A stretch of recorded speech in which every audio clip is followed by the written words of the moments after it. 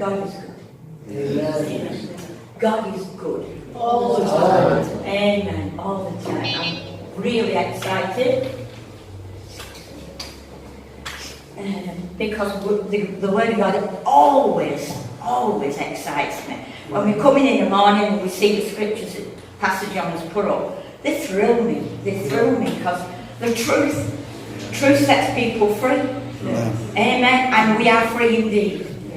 So I'm trying not to go down rabbit trails, because what I'm going to give you today it was a full part, but I had to make it into two because of how time is here, and that's fine, that's great. So I'll try not to go down rabbit trails, but I'm shocking at it, I'll tell you that. But I'll just tell you, this message I'm going to bring you this morning was born out of my search to understand what Father means. Because I became a Christian when I was 11 years of age, and I fell in love with Jesus. But I was very afraid of God as Father, very afraid. We were taught in our church that if you made a mistake, or if you sin, whatever the difference is, I don't know, that God would close the heavens over you and all sorts of bad things would happen to you. That's what we were taught, and going back 4 years. That's how we were, and we lived in kind of this fear. Well, I did, and there were others, but I did. I lived in fear. Every Sunday morning when we took communion, that I had to make sure I was clean, and I used to cry every single Sunday morning at communion because I felt so bad, because I felt I'd let God down, and that things were going to happen to my family. Oh, it was awful. Now, I served the Lord with all my heart because I loved Jesus. He was my anchor. He still is my anchor. Yes. He is my rock. And I then became a youth leader and a worship leader, and that's how I served him, door-to-door evangelist. I loved it. I loved my life in Jesus. So I really put God on a shelf because I didn't understand a father that would let Jesus die on that cross. And I know a lot more different. Yeah. And I've got a teaching on that as well, which is amazing. My marriage lasted 15 years, and out of that was 4 children born, and then it went all pear-shaped. I don't have to go into that today, and I'm not going to. And I just lost heart, I lost the will, and my life was a mess. And then I met this wonderful man called Robbie, which is my husband now, who absolutely was if I said God send you, it might not sound right, but that's how it felt, because this man came into my life a lot younger than me. You wouldn't think it, would you? No. But he showed me love and affection and protection and cared for me, and always put me first. I never had that, and it was really special. Anyway, Roy became a Christian. You probably don't know this, Pastor John, but your church in Calvary was a big part of how Roy gave his life to Jesus. He'll probably testify one day. Amazing, amazing. Calvary is very loving in our hearts, isn't it, Roy? And then he got saved and he got filled with the Holy Spirit, and he was radical. And God called him to pastor, so we pastored for 16 years in Cheetah Mill, if you know Cheetah Mill. Whoa! We saw the most amazing miracles happen there, I'm telling you, wonderful. Then we went to a place called Hyde Lakely, at a church that God gave us, which was again amazing, in the middle of a council estate, which was just awesome. We saw many people come to Jesus, and lots of children, which is great. I love kids, in case you didn't know. So we pastored, and one of those churches we pastored also was our own church, where I was born again and Roy grew up in the Lord, and that was the New Life Church in Radcliffe. Stephen Rita went away for 3 months to Ted's church, and they gave us the reins, and they weren't going to take it over when they come back, but God did a work in their hearts over there, and that was wonderful. But that was a real honour and a privilege to serve the Lord in the place where we were born again. Now, the reason I'm telling you all this is because now I know the Father intimately on a daily basis. He is the most real thing in my life that, without being disrespectful, I call him Dad. And that might offend some of you, but Abba means the dearest term of endearment, and that to me is Dad. In Lancashire, is my dad. In France, we're over there, taking some students over there, it's Papa. Yeah, here, it could be Father. I don't know your terminology, I know you know the Welsh for Father, but it's the dearest term of endearment. And 15 years ago, we took a lot of people to Toronto because, you know, I am a God chaser, and I know people don't like God chasers, but I do. Because I've searched and searched to know this Father. I know Jesus and I know my best friend, the Holy Spirit. And he's taken me on this journey, and everywhere we've gone, God has poured something into our life. And one of those places was Pensacola as well. Never seen God move there. Hungry for God, you know, it's good to be hungry for God. Yeah. Not chase around in that, I don't mean that way, I mean hungry. Whoa. And don't worry about this, because this is, whoa. You know, when you think them songs were very apt today, beautiful. Take not your Holy Spirit away from me. When we're at Pensacola, God really turned my life around and filled me like I've never been filled before, and gave me this jerk sometimes when I've never been, so I'm not ill. I had to preach the gospel at my son's funeral. So I had to explain to them I'm not ill, because sometimes people have this, don't they, with an illness or something. But I said those words, John, take not your spirit from me. Never take this away, Lord, because I need to know your presence. That's the journey. So, what I'm about to minister is a diluted version and probably part 2 at a later date. So are you ready? Yeah. Whoa! Whoa! Thank you, Lord. Now, this is all based on a parable, and it's a parable of the prodigal son, but I don't call it that anymore. Because this parable is what God finished showing me who he was. I never knew who he was till this parable.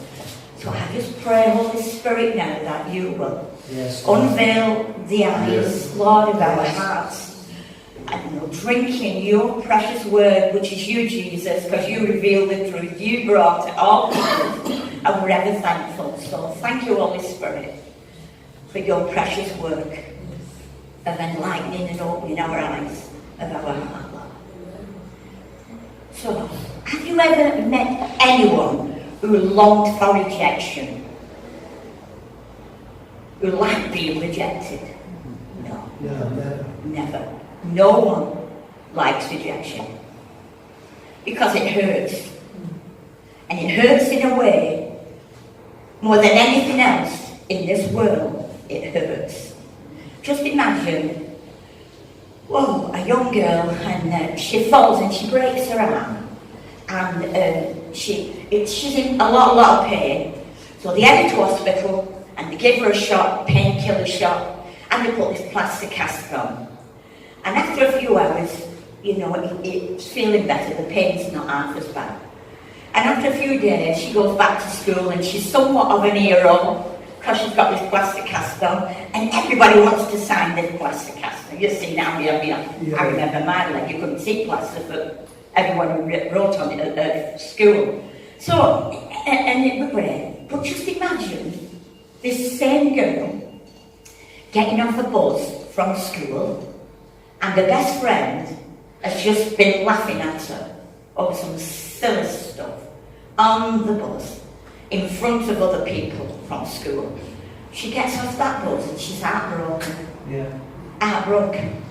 And she goes home and Mum says, and she's crying, what's the matter? And she can't even tell her mum. And the mother, nothing the mother said could take away this pain, so she locks herself in a bedroom and she stays there and she cries. She's in tears because her very best friend has just rejected her, shut her up in front of all these other people from school. And then she goes back to school, and when she goes back to school, she's very afraid, she's very guarded, and she's very hesitant. And when she goes back to school, she'll go back as this afraid, this guarded and hesitant kid, this child. And this is what happens when we get rejected. That's true. It changes us. It makes us guarded and tentative, which means we're not certain, we're unsettled, we don't know, we're suspicious, and we go into hiding. And this is one of the things that happened to me, and I bet to most people here. And you know why it hurts so much? Because we were made for acceptance. Yes. God wired us Yes. for acceptance. Yeah. And that's why it hurts. We weren't made that way. So the power of rejection comes from the way we are wired. That's why it hurts so much. When we're accepted, we come alive. And shall I tell you something, Pastor John? When Roy told me he'd been here while I was away on holiday, I thought, oh, I don't want to go anywhere. I want to start afresh with people who don't know me. You know, get this idea in your head. So I said, please come on, it's great, you'll love it. So I thought, I will. And you know what, Pastor John? We're so loved and accepted when we walk through that door, and you recognise me, that were number one. That made me feel good. But you people are so loving and accepting. I mean, I've only been here a few weeks and you got me up preaching. Whoa, that's the boom. But the fact is, it makes you feel alive. It's good to be needed and wanted and accepted. Glory to God. We're thriving it. We thrive just like a fish. When it's in the water, it's swimming around. Our restaurant has a little fish in her bedroom, don't you? Because she likes company at night, don't you, love? Yeah. Now, if you were to go in there and jerk that fish out to water, it wouldn't be very happy. No. And that's what we're like. When we're rejected, we're jerked out to that water, because that's not what, remember, that is not how we are wired. We were made for acceptance. And guess what? The devil knows how we are wired. He knows what we were made for. We were made for acceptance. When I had my babies, whoa, I loved them. I just was in love. Yeah, accepted. And then we took another load of kids that got rejected. And that's God in us. That's God in us. That's not me, that's God. Who does that precious work of love in our hearts and lives. Yeah? Whoa. He is the devil. I don't like preaching about that word because he's actually under my feet. So, under my feet, yeah? But I'm not giving him any glory here. Except to say he is a rejection specialist. Oh, very good. That's all. He's just a rejection specialist. You know, and you know what he's going to do? He's going to come and try and mess your life. Yes, he does. Giving you ideas. God doesn't love you. Pooh, you messed up again. Years and years that I am. Oh, you really moved there now. Oh yeah, you keep crying. You feel worse, and condemnation will come upon me. Yeah, that's his job. Well, he's redundant in my life. I mean it. You know why? Because the work was finished. On Calvary. Absolutely finished. He has no place in my heart at all. Do you know, every morning before, I used to get up, first thing I think about was the devil. What's he got in store for me today? Literally. I see it. And I tell you what, if you are sin conscious all the time, you'll sin. Do you know that? But if you're grace conscious, tell you what, the love of the Father in us. We mess up, of course we do. But I never feel under condemnation. Amen. Because he's my dad. Amen. That's my message today for each one of you. He's a father. I'm running ahead again, here I go. Okay, so that's what he does.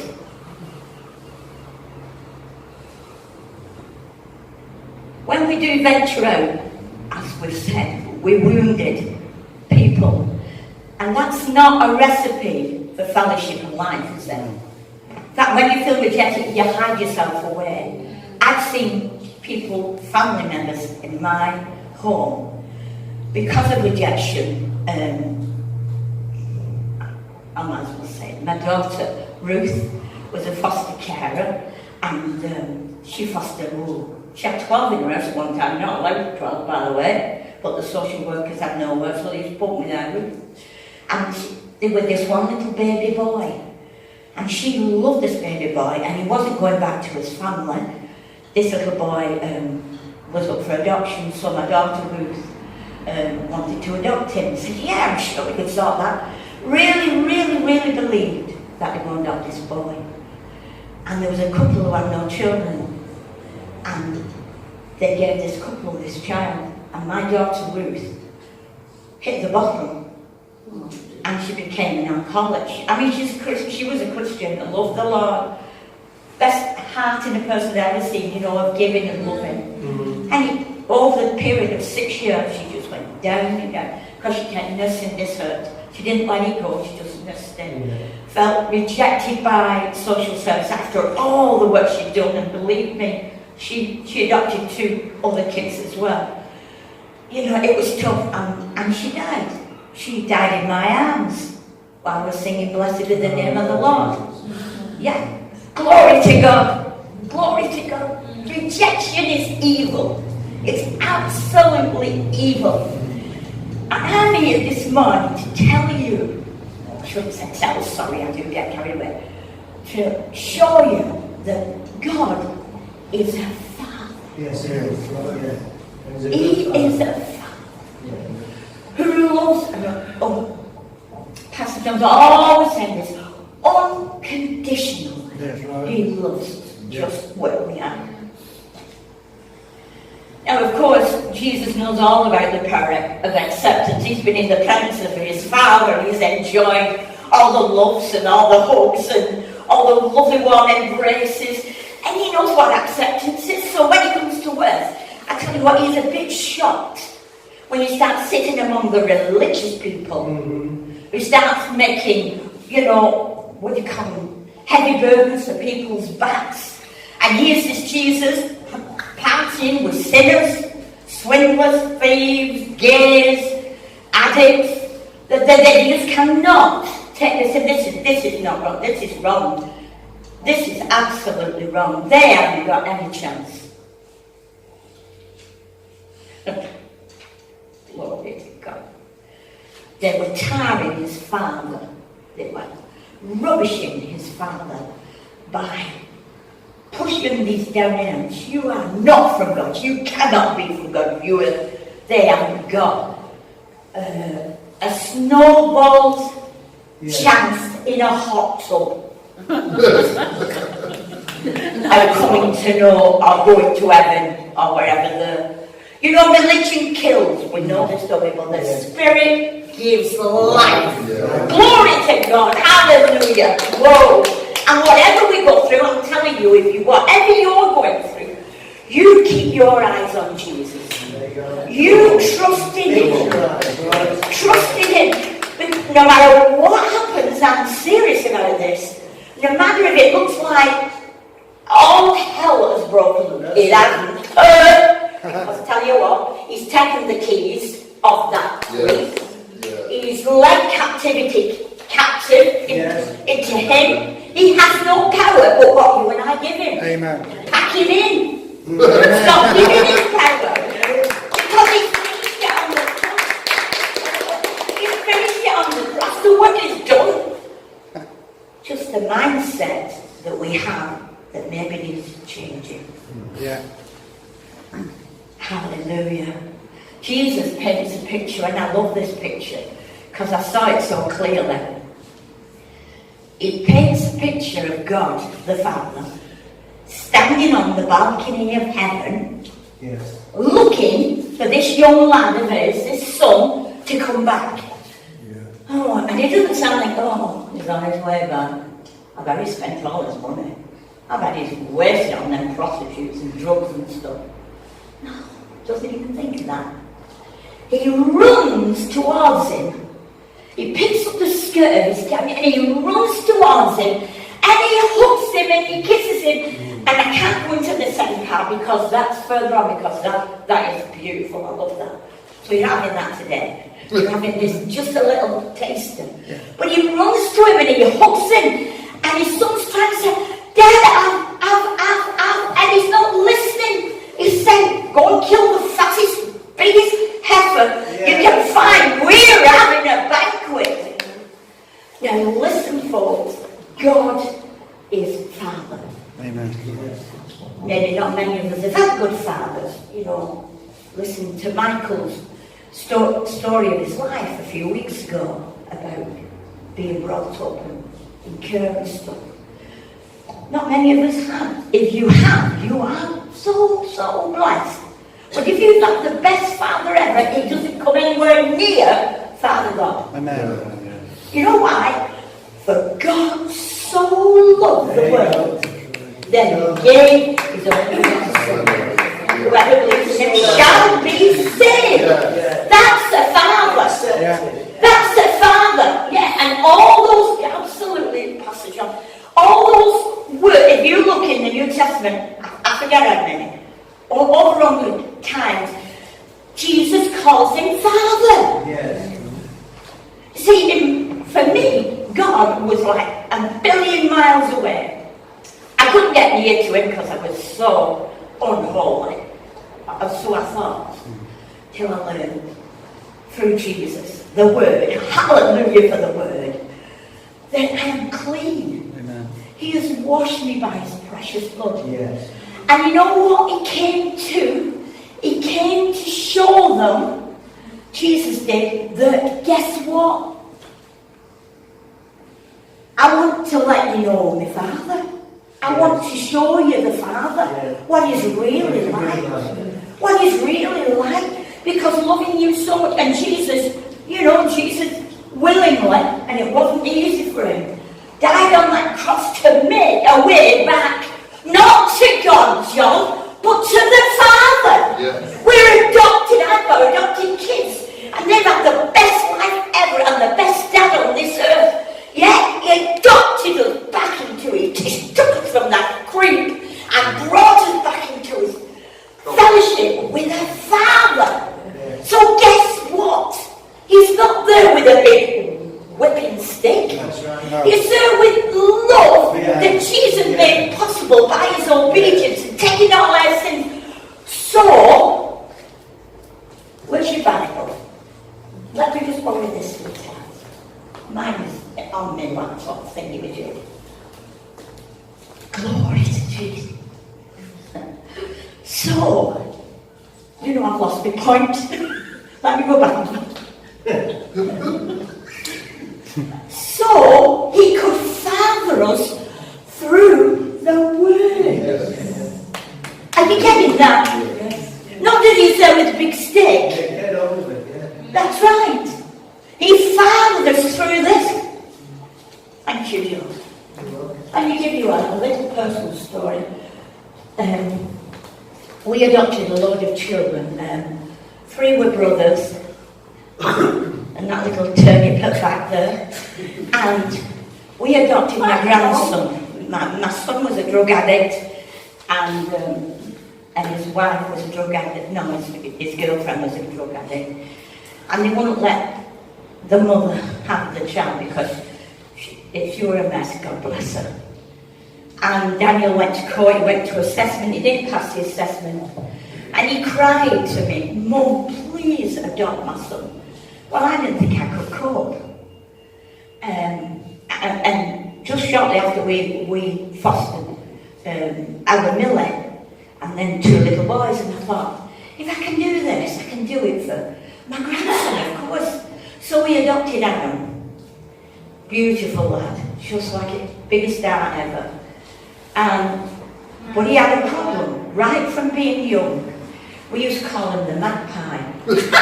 Because he'd take stuff and he'd hide it under his bed. I know, but as he got older, he started stealing from us, money. And we didn't know how to go about it, how to deal with this issue. And I thought, I wonder if I could. This is how I thought. I wonder if we could get a policeman to come up and just kind of, because he was only 15, something like that, Roy, and give him a bit of a scare, trying not to go down that track. So that's what we did. I'm showing you 2 sides of this. So I rang this police officer, support officer, of course, Mrs. Bowes. So we took him in, and all our children were trained musicians, and Adam was the most talented of them all. He was a flautist, beautiful. I could pick any instrument and play.